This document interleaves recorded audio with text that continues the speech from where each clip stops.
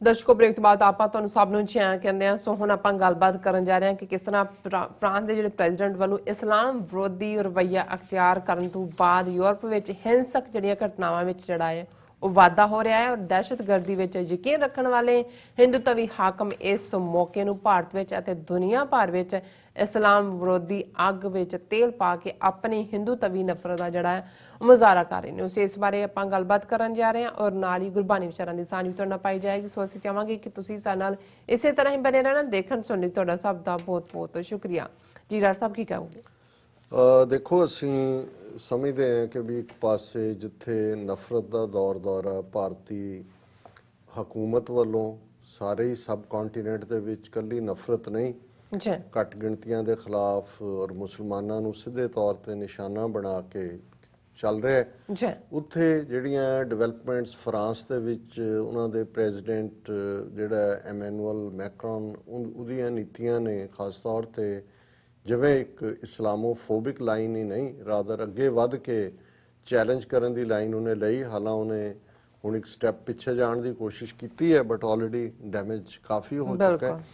ਔਰ ਇਸ ਦੇ ਵਿੱਚ ਜਿੱਥੇ ਯਕਜ਼ਾ ਹੈ ਇਸਲਾਮਿਕ ਵਰਲਡ ਦੁਨੀਆ ਭਰ ਦੇ ਵਿੱਚ ਸੋਲੀਡੈਰਿਟੀ ਦੇ ਨਾਲ ਹੈ, ਪ੍ਰੋਟੈਸਟ ਵੀ ਨੇ ਔਰ ਵਾਇਲੈਂਸ ਦੀਆਂ ਘਟਨਾਵਾਂ ਵੀ, ਜਿਵੇਂ ਫਰਾਂਸ ਦੇ ਵਿੱਚ ਵੀ ਪਾਦਰੀ ਤੇ ਵੀ ਅਟੈਕ ਹੋਇਆ, ਜਾਂ ਅੱਜ ਜਦੋਂ ਅਸੀਂ ਇਹ ਗੱਲਬਾਤ ਕਰ ਰਹੇ ਹਾਂ ਆਸਟਰੀਆ ਦੇ ਵਿੱਚ ਔਰ ਈਵਨ ਕੈਨੇਡਾ 'ਚ ਕੁਬੈਕ ਦੇ ਵਿੱਚ ਵੀ ਇੱਕ ਘਟਨਾ।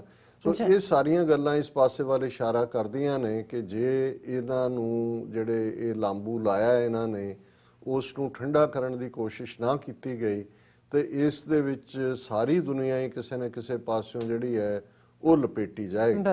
ਹੁਣ ਇੱਕ ਪਾਸੇ ਤਾਂ ਸਿਆਣਿਆਂ ਦਾ ਜਾਂ ਜਿਹੜੇ ਲੋਕ ਇਨਸਾਨੀਅਤ ਨੂੰ ਪਿਆਰ ਕਰਦੇ ਨੇ ਉਹ ਸਮਝਦੇ ਨੇ ਕਿ ਭਾਈ ਇਨਸਾਨੀ ਭਾਵਨਾਵਾਂ ਦਾ ਜਿਹੜਾ ਹੈ ਔਰ ਖਾਸ ਤੌਰ ਤੇ ਮਜ਼ਹਬੀ ਖਿਆਲਾਂ ਦਾ, ਮਜ਼ਹਬੀ ਸੈਂਸਿਟੀਵਿਟੀਜ਼ ਦਾ ਧਿਆਨ ਰੱਖਣਾ ਚਾਹੀਦਾ ਹੈ। ਔਰ ਇਸ ਮਾਮਲੇ 'ਚ ਕੈਨੇਡਾ ਦੇ ਪ੍ਰਾਈਮ ਮਿਨਿਸਟਰ ਜਸਟਿਨ ਟਰੂਡੋ ਦੀ ਬੜੀ ਬੈਲੈਂਸ ਸਟੇਟਮੈਂਟ ਸੀ ਕਿ ਫਰੀडम ਆਫ ਐਕਸਪ੍ਰੈਸ਼ਨ ਜ਼ਰੂਰੀ ਹੈ, ਉਹਨੂੰ ਡਿਫੈਂਡ ਵੀ ਕਰਨਾ ਚਾਹੀਦਾ ਹੈ, ਪਰ ਜਿਹਦੇ 'ਚ ਵੱਡੀ ਗਿਣਤੀ ਜਿਹੜੇ ਲੋਕ ਸਾਡੇ ਆਲੇ ਦੁਆਲੇ 'ਚ ਹੁੰਦੇ ਨੇ, ਸਮਾਜ 'ਚ ਹੁੰਦੇ ਨੇ ਜਾਂ ਦੂਜੇ, ਉਹਨਾਂ ਦੀਆਂ ਜਿਹੜੀਆਂ ਰਿਲੀਜੀਅਸ ਸੈਂਟੀਮੈਂਟਸ ਜਾਂ ਦੂਸਰਿਆਂ ਨੇ ਉਹਨਾਂ ਦਾ ਵੀ ਧਿਆਨ ਰੱਖਣਾ ਚਾਹੀਦਾ। ਸੋ ਇੱਕ ਬੜੀ ਬੈਲੈਂਸਡ ਅਪਰੋਚ ਹੈ। ਔਰ ਉਹ ਕਿਵੇਂ ਕੰਗਣਾ ਰਣੌਤ ਨਾ ਉਹ 3 ਮੇ ਨਾ 13 ਮੇ ਉਹ ਟਵੀਟ ਕਰਕੇ ਜਸਟਿਨ ਟਰੂਡੋ ਨੂੰ ਚੈਲੰਜ ਕਰ ਰਹੀ ਹੈ ਕਿ ਮੈਨੂੰ ਜਵਾਬ ਦਿਓ ਤੇ ਫਲਾਣਾ ਔਰ ਟਿਮਕਾ ਇੱਧਰ ਉੱਧਰ। ਲੇਕਿਨ ਇਸ ਸਾਰੇ ਦੌਰ 'ਚ ਕਿਵੇਂ ਇੰਡੀਆ ਅਗੇਨ ਉਹਨਾਂ ਨੇ ਇਸ ਮੌਕੇ ਨੂੰ ਅੱਗੋਂ ਨਫ਼ਰਤ ਫੈਲਾਉਣ ਭੜਕਾਉਣ ਲਈ ਵਰਤਿਆ।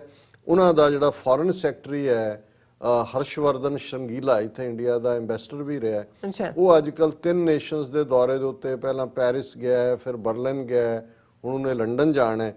ਔਰ ਉਹ ਇਸ ਸਾਰੇ ਨੂੰ ਅਗੇਨ ਪਾਕਿਸਤਾਨ ਦੇ ਖਾਤੇ 'ਚ, ਇਸਲਾਮ ਦੇ ਖਾਤੇ 'ਚ ਔਰ ਖੁਦ ਵਿਕਟਮ ਬਣ ਕੇ, ਦੇਖੋ ਜੀ ਅਸੀਂ ਤਾਂ ਪਹਿਲਾਂ ਹੀ ਕਹਿੰਦੇ ਸੀ ਕਿ ਜਿਹੜਾ ਰੈਡੀਕਲਿਜ਼ਮ ਹੈ, ਵਾਇਲੈਂਸ ਹੈ, ਇਹ ਬਿਲਕੁਲ ਇਹ ਨੁਕਸਾਨਦੇਹ, ਅਸੀਂ ਤਾਂ ਬਿਲਕੁਲ ਅਮਨ ਦੇ ਪੁਜਾਰੀ। ਔਰ ਇਹਨਾਂ ਦੀ ਇਹ ਸਟੋਰੀ ਹੈ ਕਿ ਵੀ ਉਹਦੇ 'ਚ ਉਹਨੇ ਇਹ ਕਿਹਾ ਜਿਹੜਾ ਜਰਮਨ ਦੇ ਵਿੱਚ ਵੀ ਔਰ ਪਹਿਲਾਂ ਪੈਰਿਸ ਗਿਆ ਔਰ ਉਹਨੇ ਕਿਹਾ ਜੀ ਅਸੀਂ ਤਾਂ ਪਹਿਲਾਂ ਹੀ ਕਹਿ ਰਹੇ ਹਾਂ, referring to recent incidents of violent attacks in France, foreign secretary Harish Shringla took a tough line on radicalism in Europe.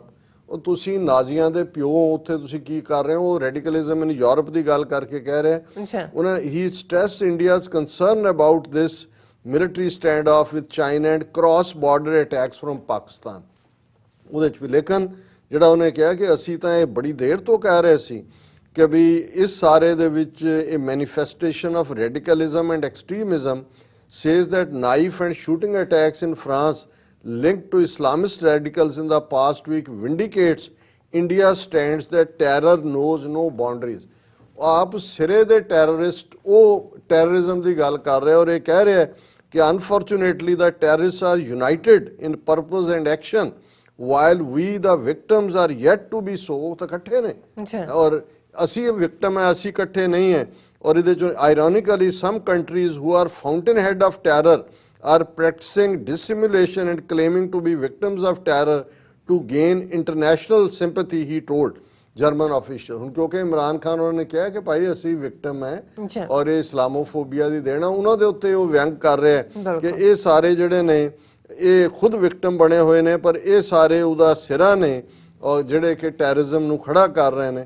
ਸੋ ਅਸੀਂ ਸਮਝਦੇ ਹਾਂ ਕਿ ਭਾਈ ਇਸ ਵੇਲੇ ਸਭ ਤੋਂ ਦੁਨੀਆ ਦੀ ਵੱਡੀ ਟੈਰਰਿਸਟ ਜਮਾਤ RSS ਔਰ ਦੁਨੀਆ 'ਚ ਟੈਰਰਿਜ਼ਮ ਨੂੰ ਲਾਗੂ ਕਰਨ ਵਾਲਾ ਭਾਰਤ ਮੁਲਕ, ਜਿਹਦੀ state policy as a policy ਉਹ ਸਟੇਟ ਟੈਰਰ ਮਾਈਨੋਰਟੀਜ਼ ਦੇ ਖਿਲਾਫ ਵਰਤ ਰਹੇ ਨੇ, ਉਹ ਯੂਰਪ 'ਚ ਆ ਕੇ ਵਿਕਟਮ ਬਣ ਕੇ ਕਹਿ ਰਿਹਾ ਜੀ ਇੰਡੀਆਜ਼ ਪੋਜੀਸ਼ਨ ਇਜ਼ ਵਿੰਡੀਕੇਟਡ। ਹੁਣ ਇਹ ਤੁਸੀਂ ਅੰਦਾਜ਼ਾ ਲਾਓ ਕਿ ਕਿਸ ਲੈਵਲ ਦੇ ਚੈਲੰਜ ਨੇ। ਔਰ ਕਲੋਜ਼ਿੰਗ ਦੇ ਵਿੱਚ ਅਸੀਂ ਕਬੀਰ ਸਾਹਿਬ ਦੀ ਬਾਣੀ ਦੇ 3 ਸ਼ਲੋਕ ਵਿਚਾਰ ਦੇ ਲਈ ਲਿਆਂਦੇ ਨੇ। ਔਰ ਪਹਿਲਾ ਸ਼ਲੋਕ ਹੈ ਕਿ ਭਾਈ ਬਹੁਤ ਵਾਰ ਜਿਹੜੇ ਲੋਕ ਮਾਇਆ ਤੋਂ, ਐਸ਼ੋ ਇਸ਼ਰਤ ਤੋਂ ਜਾਂ ਸ਼ੈਤਾਨ ਦੀਆਂ ਜਿਹੜੀਆਂ ਨੇ ਸਾਰੇ ਜਾਲ, ਉਸ ਤੋਂ ਬਚਣ ਦੀ ਗੱਲ ਕਰ ਰਹੇ ਹੁੰਦੇ ਨੇ, ਉਹ ਖੁਦ ਵੀ ਉਹਦੇ 'ਚ ਹੀ ਫਸੇ ਹੁੰਦੇ ਨੇ। ਕਬੀਰ ਬੈਦ ਮੂਆ ਰੋਗੀ ਮੂਆ, ਮੂਆ ਸਭ ਸੰਸਾਰ, ਏਕ ਕਬੀਰਾ ਨਾ ਮੂਆ ਜੈ ਨਾਹੀ ਰੋਵਣ ਹਾਰ।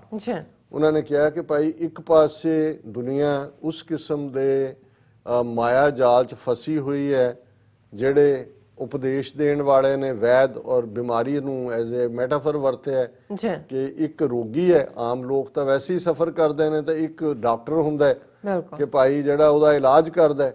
ਤੇ ਜਿਨ੍ਹਾਂ ਨੇ ਡਾਕਟਰ ਧਰਮਾਂ ਦੇ ਮੁਖੀ ਮਜ਼ਹਬੀ ਜਿਹੜੇ ਪੇਸ਼ਵਾ ਨੇ, ਤੇ ਉਹ ਵੀ ਜਿਹੜੇ ਨੇ ਫਸੇ ਹੋਏ ਨੇ, ਮਰੇ ਹੋਏ ਨੇ ਮਾਇਆ ਦੇ ਵਿੱਚ। ਰੋਗੀ ਵੀ ਮਰਿਆ ਹੋਇਆ, ਸਾਰਾ ਸੰਸਾਰ ਡੁੱਬਿਆ ਹੋਇਆ। ਉਹਨਾਂ ਨੇ ਕਿਹਾ ਕਿ ਕਬੀਰ ਸਾਹਿਬ ਕਹਿੰਦੇ ਨੇ ਕਿ ਜਿਹੜੇ ਰੱਬ ਦੇ ਬੰਦੇ ਨੇ, ਜਿਵੇਂ ਮੇਰੇ ਤੇ ਰੱਬ ਨੇ ਨਿਯਮਤ ਕੀਤੀ ਹੈ, ਰਹਿਮਤ ਕੀਤੀ ਹੈ, ਮੈਨੂੰ ਜਿਹੜਾ ਇਸ ਤੋਂ ਬਚਾ ਲਿਆ, ਕਿਉਂਕਿ ਮੈਂ ਇਹਨਾਂ ਸਾਰਿਆਂ ਦੇ ਵਿੱਚੋਂ ਨਿਕਲ ਗਿਆ ਹੋਇਆ। ਰੱਬ ਨੇ ਰਹਿਮਤ ਕਰਕੇ ਮੇਰੇ ਲਈ ਜਿਹੜਾ ਇਹ ਮੈਨੂੰ ਪਾਕ ਕੀਤਾ ਹੈ ਇਸ ਸਾਰੇ ਪ੍ਰਭਾਵ ਤੋਂ। ਔਰ ਫਿਰ ਦੂਸਰਾ ਸ਼ਲੋਕ ਹੈ, ਕਬੀਰ ਰਾਮ ਨਾ ਧਿਆਇਓ ਮੋਟੀ ਲਾਗੀ ਖੋਰ, ਕਾਇਆ ਹਾਂਡੀ ਕਾਠ ਕੀ ਨਾ ਉਹ ਚੜ੍ਹੈ ਬਹੌਰ। ਹੁਣ ਖੋੜ, ਬਹੁਤ ਵਾਰੀ ਅਸੀਂ ਹਿਊਮਨ ਬਾਡੀ ਤਾਂ ਦੰਦਾਂ ਦੀ ਖੋੜ ਹੀ ਸਮਝਦੇ ਹਾਂ ਜੀ। ਖੋੜ ਪੈ ਗਈ, ਕੈਵਿਟੀ ਕਹਿੰਦੇ ਨੇ ਇੱਥੇ। ਫਿਰ ਹੁੰਦਾ ਜੀ ਰੂਟ ਕੈਨਾਲ ਕਰਨਾ ਹੈ ਕਿ ਵੀ ਨਹਿਰ ਖੋਦ ਦਿੰਦੇ ਨੇ ਦੰਦਾਂ ਦੇ ਥੱਲੇ ਥੱਲੇ। ਔਰ ਕਬੀਰ ਸਾਹਿਬ ਕਹਿੰਦੇ ਨੇ ਵੀ ਸਾਨੂੰ ਸਭ ਜਿਹੜੀ ਇਸ ਦੁਨੀਆ ਦੇ ਵਿੱਚ ਕਬੀਰ ਰਾਮ ਨਾ ਧਿਆਇਓ ਮੋਟੀ ਲਾਗੈ ਖੋਰ, ਕਿ ਵੀ ਜਿਹੜਾ ਰੱਬ ਦੇ ਨਾਲ ਨਹੀਂ ਜੁੜਿਆ ਹੋਇਆ, ਹੌਲੀ ਹੌਲੀ ਖੋੜ ਵਿੱਥ ਹੀ ਹੁੰਦੀ ਹੈ, ਅਲਟੀਮੇਟਲੀ ਕੈਵਿਟੀ ਵਿੱਥ ਹੈ। ਕਿ ਜਿਹੜਾ ਰੱਬ ਦੇ ਨਾਲ ਨਹੀਂ ਜੁੜਿਆ ਹੋਇਆ, ਉਸ ਦੀ ਵਿੱਥ ਰੱਬ ਨਾਲੋਂ ਵੱਡੀ ਹੁੰਦੀ ਜਾਂਦੀ, ਪੈਂਦੀ ਜਾਂਦੀ, ਵਿੱਥ ਪੈਂਦੀ ਪੈਂਦੀ ਮੋਟੀ ਲਾਗੀ ਖੋਰ, ਮੋਟੀ ਜਿਹੜੀ ਹੈ ਵਿੱਥ ਬਣ ਗਈ ਹੈ। ਕਾਇਆ ਹਾਂਡੀ ਕਾਠ ਕੀ ਨਾ ਉਹ ਚੜ੍ਹੈ ਬਹੌਰ। ਪਰ ਇਹ ਨਾਲ ਕਹਿ ਰਹੇ ਨੇ ਕਿ ਵੀ ਜਿਵੇਂ ਜਿਹਨੂੰ ਇੱਕ ਫਰੇਜ਼ ਵੀ ਹੈ ਕਿ ਕਾਠ ਦੀ ਹੰਡੀ ਬਾਰ-ਬਾਰ ਨਹੀਂ ਚੜ੍ਹਦੀ। ਜੇ ਤੁਸੀਂ ਹੰਡੀ ਜਾਂ ਕੁੰਨੀ ਜਾਂ ਜਿਹੜੀ ਕੁਕਿੰਗ ਪੌਟ ਹੈ ਉਹ ਲੱਕੜ ਦਾ ਬਣਾਓ, ਕਾਠ ਲੱਕੜ ਨੂੰ ਕਹਿੰਦੇ ਨੇ, ਉਹ ਤਾਂ ਅੱਗ ਇੱਕ ਵਾਰੀ ਤਾਂ ਚਾੜ ਦਿਓਗੇ, ਪਰ ਅੱਗ ਨੇ ਉਹਨੂੰ ਲੈ ਲੈਣਾ ਹੁੰਦਾ, ਉਹ ਬਾਰ-ਬਾਰ ਨਹੀਂ ਚੜ੍ਹਦੀ। ਇਸੇ ਤਰ੍ਹਾਂ ਇਹ ਉਹਨਾਂ ਦਾ ਹਿਊਮਨ ਬਾਡੀ ਲਈ ਕਹਿਣਾ ਹੈ ਕਿ ਹਿਊਮਨ ਬਾਡੀ ਕਾਠ ਦੀ ਹੰਡੀ ਵਾਂਗ ਹੈ। ਇੱਕ ਵਾਰ ਤੁਹਾਨੂੰ ਇਹ ਇਨਸਾਨੀ ਵਜੂਦ ਮਿਲਿਆ, ਦੁਬਾਰਾ ਮਿਲਣਾ ਕਿ ਨਹੀਂ ਮਿਲਣਾ ਇਹ ਰੱਬ ਨੂੰ ਪਤਾ ਹੈ, ਪਰ ਇਹ ਬਾਰ-ਬਾਰ ਨਹੀਂ ਚੜ੍ਹਦੀ। ਕਾਇਆ ਹਾਂਡੀ ਕਾਠ ਕੀ ਨਾ ਉਹ ਚੜ੍ਹੈ ਬਹੌਰ, ਬਹੌਰ ਹੈ ਦੁਬਾਰਾ ਨਹੀਂ ਚੜ੍ਹਦੀ। ਔਰ ਕਹਿਣਾ ਕਬੀਰ ਜੀ ਇਹ ਨੇ, ਇਹ ਚਾਹੁੰਦੇ ਨੇ ਕਿ ਭਾਈ ਇਸੇ ਹੀ ਇਨਸਾਨੀ ਵਜੂਦ ਦੇ ਵਿੱਚ ਤੁਸੀਂ ਜਿਹੜਾ ਰੱਬ ਦੇ ਨੇੜੇ ਜੁੜ ਜਾਓ, ਇਹ ਬਾਰ-ਬਾਰ ਇਨਸਾਨੀ ਜੀਵਨ ਨਹੀਂ ਮਿਲਣਾ। ਔਰ ਤੀਸਰਾ ਸ਼ਲੋਕ ਹੈ, ਕਬੀਰ ਐਸੀ ਹੋਏ ਪਰੀ ਮਨ ਕੋ ਭਾਵਤ ਕੀਨ, ਮਰਨੇ ਤੇ ਕਿਆ ਡਰਪਨਾ ਜਬ ਹਾਥ ਸਿਧੌਰਾ ਲੀਨ। ਹੁਣ ਇਹ ਹਿੰਦੂਆਂ ਦੀ ਜਿਹੜੀ ਸਤੀ ਦੀ ਗੱਲ ਸੀ ਕਿ ਜਿਸ ਔਰਤ ਨੂੰ ਹਸਬੈਂਡ ਦੀ ਚਖਾ ਦੇ ਉੱਤੇ ਜਿਉਂਦੇ ਸਾੜਨਾ, ਇੱਕ ਸੰਧੂਰ ਭੁੱਕ ਕੇ ਨਾਰੀਅਲ ਉਹਦੇ ਹੱਥ 'ਚ ਫੜਾ ਦਿੰਦੇ ਸੀ, ਉਹਨੂੰ ਸਿਧੌਰਾ ਕਹਿੰਦੇ ਸੀ। ਕਿ ਭਾਈ ਜਿਹਨੇ ਉਹ ਸਿਧੌਰਾ ਜ਼ਬਰਦਸਤੀ ਫੜਾ ਦਿੰਦੇ ਸੀ, ਨਹੀਂ ਹੈ ਤਾਂ ਚੁੱਕ ਕੇ ਸੁੱਟ ਦਿੰਦੇ ਸੀ। ਸੋ ਮਤਲਬ ਇਹ ਸੀ ਕਿ ਵੀ ਜਿਹਨੂੰ ਉਹ ਫੜਾ ਦਿੱਤਾ ਉਹਦੇ ਕੋਲ ਹੁਣ ਕੋਈ ਚੋਇਸ ਨਹੀਂ ਹੈ ਸੜਨ ਤੋਂ ਬਿਨਾਂ।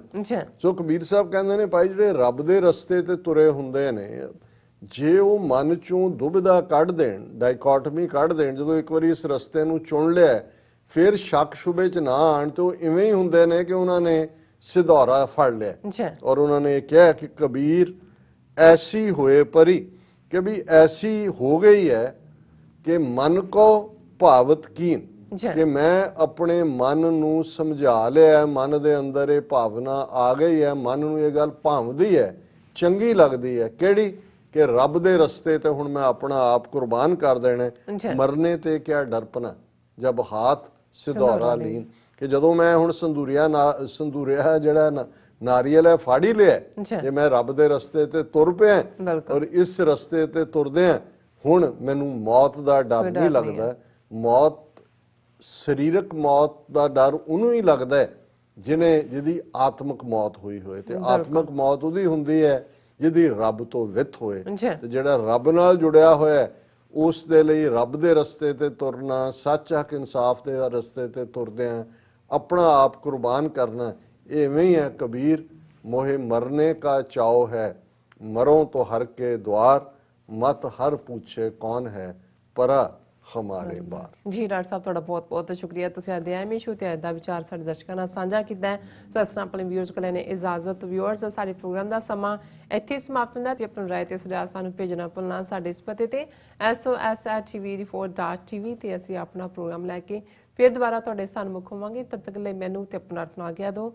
ਦੇਖਦੇ ਰਹੋ TV4, ਬੁਲਾ ਦਿਓ ਫਤਿਹ। ਵਾਹਿਗੁਰੂ ਜੀ ਕਾ ਖਾਲਸਾ, ਵਾਹਿਗੁਰੂ ਜੀ ਕੀ ਫਤਿਹ। ਰੱਬ ਰਾਖਾ।